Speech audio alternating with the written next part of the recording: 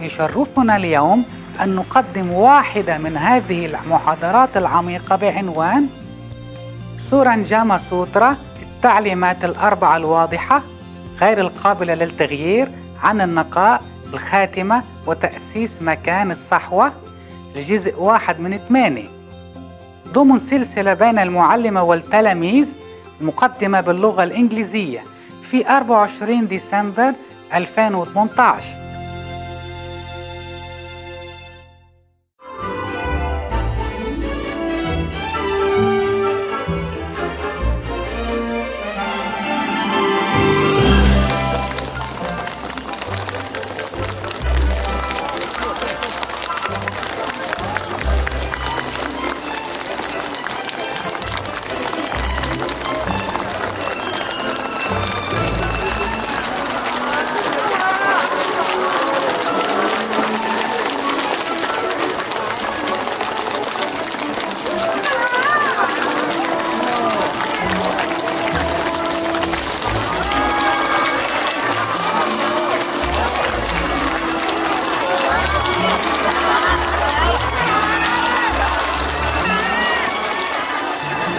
Hello there.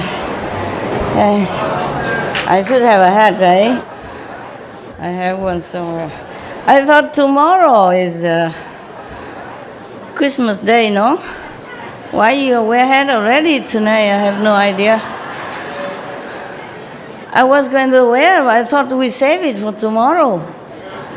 Tomorrow I wear it to make up. Okay, huh? Make up for today. How are you? Yeah.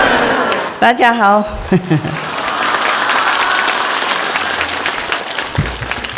今天已经圣诞节了吗？ Is it already Christmas today? No, huh? After midnight, right? I have 3.5 hours, then I can run back to it. Okay, thanks a lot. Thank you. You look good in hat. My God, the Taiwanese, they really can. Did they tell you to bring, or they just give it you here? Wow, how can they buy 10,000 hats in one day? More than 10,000 perhaps. Oh, incredible, incredible, incredible. Wow, wow. Wow. All these are nuns? Yes. Wow. Omitofo. Hare Krishna. You are monk, you can sit up here, love. Monk, missionary, you can come up, sit here. Yeah, are you missionary? No, then you sit there. Only for monks and nuns. Just to respect their wish to be alone. You can sit on there, it's softer and warmer. You left everything at home. At least you can have a little comfortable here. If it's you, you would want to be comfortable. So just make them comfortable as you are. You should do everything just the way you would like it for yourself. It's so simple, my God. Huh? If you're uncomfy, you can also come up and sit a little bit higher. If you have a cushion, it's good. You should take care of yourself, okay? Because you are many, I'm only one. I can't take care of all of you, huh? For the elderly, you should take better care. You know why? The monks especially, because they sacrifice all their life for what? You know? For you, or for, at least for themselves, to be liberated. At least they take care of themselves. The elder monks and nuns, they have spent all their lives in asceticism already, okay? The one who really want to practice, want to follow the Buddha, or want to follow Krishna, or want to follow Mahavira, whomever these masters are, they really want to follow this ideal. So in all their life, they already endure a lot to reach God, whether they have reached or not, but they have done their best, you know, everything they've done according to the ideal, okay? So we, especially the elder monks and nuns, you know, they have been enduring all their lives already, so it's better we take care of them. When we were younger, we're invincible, Yeah? And when we're older, it's more difficult to adjust to different conditions. I keep telling you all the time. Yesterday I want to tell you something, and I tell you now before I forgot. I just say something, remember, like in the white magic? Because you were talking about trees. Remember that somebody touched some trees here, and then he felt the vibration, whatever that is, the blessing or the response, the love, whatever he felt, the tree, and he called that maybe Buddha tree. Yeah, all the trees are Buddha's tree, or magic trees. If you have respect for them, they respond, and they help you also, yes. I remember some other people come and talk to the trees and all that, and have a wishing come true, their wish come true and stuff like that. Because remember last time I told you the story about the Kusha grass gods? Yeah, there was Shakyamuni Buddha, one of his reincarnation. You were not there. Oh, you forgot already. All right, so simple. Every grass, like big, maybe a group of grass, every tree has spirit of some kind that dwell in it. Yeah, take care of the tree, or that is their dwelling place. They are assigned to stay there, and that's their home. Yes, and they do bless the surrounding as their job. Just like police or something, he's assigned to some special station and give him a motorcycle, something like that, to work with. Now, trees, they do have their magical power, their healing power, loving power, and they do help you with advices and all that even, but you, the deaf, don't hear nothing, see nothing. Yeah. So one of your brothers touched a tree, and then he felt something from the tree. Now you know what I'm saying is true, yeah? You heard it yesterday, right? Now you know, at least you, the one who experiences, know that what I told you is the truth. I tell you the truth all the time. But at least that, in that aspect, you know one truth, okay? We sometimes don't believe the Master until we experience it ourselves. Never mind, I'm very patient, okay? Very, very, very patient. I wait for you eternally until you know it yourself. Now, the trees and the grass and the plants, they all have their blessing power. I even told you that in Cancun. All right, so now, in the white magic kind of practice, people even advise you, like you make friend with one tree that you like, and then if you are sick or you have problem, you just come and hug the tree or tell the tree your problem, and then promise you come back again to visit, and then you will get better. Yeah. Please don't hug all my trees, because too many of you, the tree is already feeling scared. Because everybody hugs, then the tree will become like their skin will get worn out. Let them be, okay, huh? No touchy-feely, huh?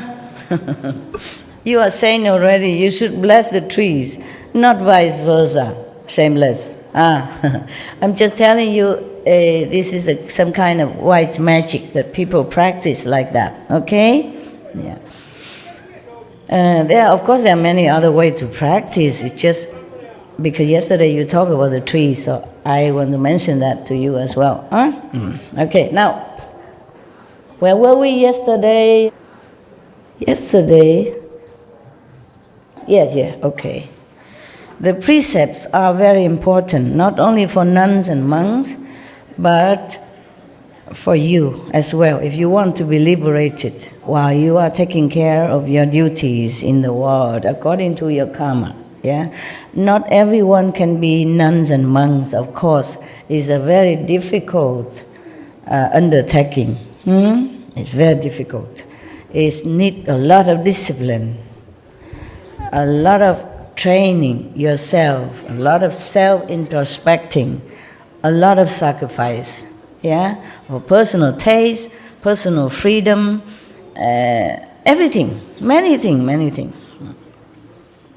Yesterday, when I given you some cookies or crackers, I say if you're hungry at night, maybe you shouldn't eat a lot, but you can eat a little bit of this to calm your stomach. I was talking to the nuns and the monks, and then one of you said, I'm hungry, master, hungry, master. You always hungry when you see my cakes or my so-called blessed food. I was talking to the monks and nuns, because the monks and nuns sometimes they don't eat in the evening. So I thought, okay, in case it's cold here and your time change, and if you're really hungry, eat little bit of this exception. I was talking to these people, not you. Because you can always go kitchen anytime, after midnight, before midnight, and then take something to eat. The monks and nuns, they don't do that. Maybe because they don't eat in the evening. Maybe because they keep the dignity. I was worried, the monks and nuns, because of time change from their country here, and maybe here midnight is there, midday over there, or before midday. So if they're hungry, they could eat a little bit to calm themselves. And then they meditate to erase that, whatever it's supposed to have, if karma. So yesterday, the Buddha have pleaded with the Bodhisattva and Ananda and all these people, saying that you should use your power of transformation and appear to the world in the form of people, in the form of lay person, minister, kings, virgin youth, maidens, and so forth, even prostitutes, widows, profligates, thieves, butchers, or dealers in contraband, and doing the same job like they are doing, in order to lead them to the righteous place, the teaching of the saints. But these people, like the Bodhisattva or the monks, even though they appear thus to work the same as other people, lowlier people or unenlightened people, but they should never say of themselves, like, I'm truly a Bodhisattva, or I'm truly an Arhat, or let the Buddha's secret cause leak out by speaking casually to those who have not yet studied. What does that mean? Meaning, suppose you already initiated, you have all the instruction given to you how to meditate, and then recite the 5 names and what to do, etc., etc. You should never tell that to other people who are not yet acquainted with the teaching and who not even know what the 5 names meditation. Of course, as I told you at the time of initiation, you keep all that to yourself. Same here. Otherwise, if it's not, then why the Buddha say that? Because it is true that the initiation should not be told to the people who are not acquainted to the teaching, or who are not aspiring to become one of the meditators or the truth seeker, and those. Just like Jesus say, do not give pearl to the swine. The pearl, the precious pearl, is likened to the teaching of God, of the initiation, precious teaching. We should not just go out and just say anything about that when they're not ready. Then the Buddha continued, how can people who made such claims other than at the end of their lives, and then only to those who inherit the teaching, be doing anything but deluding and confusing living beings and indulging in a gross false claim? So Buddha warned us that we should never do that. Maybe at the end of their lives, and then only to those who are already in the path, who inherited the teaching. That's what the Buddha meant. Those who already know the path, already know the initiation process. And then maybe at the end of your life, if you are really a Bodhisattva or a saint manifested, then you say, I am so and so. Now, there was one guru in India, the Sikh guru. I don't remember the third or the fifth, one of the 10, one of the 10 Sikh gurus. He was very old already, 70-something. But he has been, he know nothing about practice of meditation. Until one day, he met one of his acquaintance or family members was reciting something, some of the teaching. And then he overheard it and he asked her, "What is that that you are reciting?" So his acquaintance tell him, "Oh, this is a teaching of Guru so-and-so, one of the Sikh guru before." And then he said, "What is a guru?" She said, "You don't know guru? You have no guru? Then don't come near me." In India, I don't know now, but before, if you have no guru at all, you don't have master teach you anything, then you are just a nobody. They don't let you in the kitchen because it might be contaminated their food. Even the shadow, your shadow, if you have no guru, no master who teach you, real master teach you anything, they don't let even your shadow fall into their food or in their house or their kitchen like that. They worry that your impurity, your karma, which have not been cleansed by the master power, by the initiation process, even your shadow will contaminate their energy of the houses or of the kitchen. The people who are not initiated never allow in the kitchen in any case. That bad. In Vietnam, we also say if somebody has no religion, no religious belief, they say, "Oh, you are the atheist, the non-believer." That means very bad. Kind of a degrading, remark. Yeah, no respecting remark. Yes, because only the people who believe in karma, who believe in bad and good, this is trustworthy, according to the Vietnamese, tradition.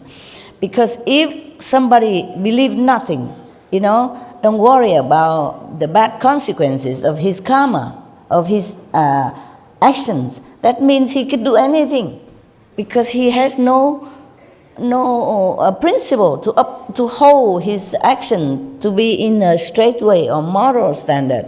Then he could harm you without even caring about the consequences. That's why people say, if you're no religious or no believer, mean you're bad, untrustworthy, very scary people. That's what they meant. You understand? Yes.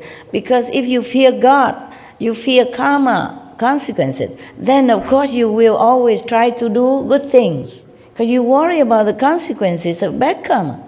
But if you don't know nothing, you don't believe nothing, no master teach you, no religious principle, then you do anything, you see, and then you don't worry. So how can you trust such a person? It's just like somebody in the society who don't care about the law, who not worry about the police, or who don't care whatever happened, whatever he does. So he can just go to steal or maybe harming people without caring. It's not trustworthy. That's what it is.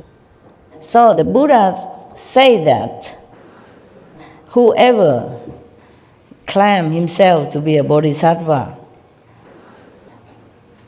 except at the end of their life, when they have to review themselves, if they really know they are bodhisattva, and they reveal themselves to those who already in the path, then it's okay. If not, then they are just deluding themselves and others.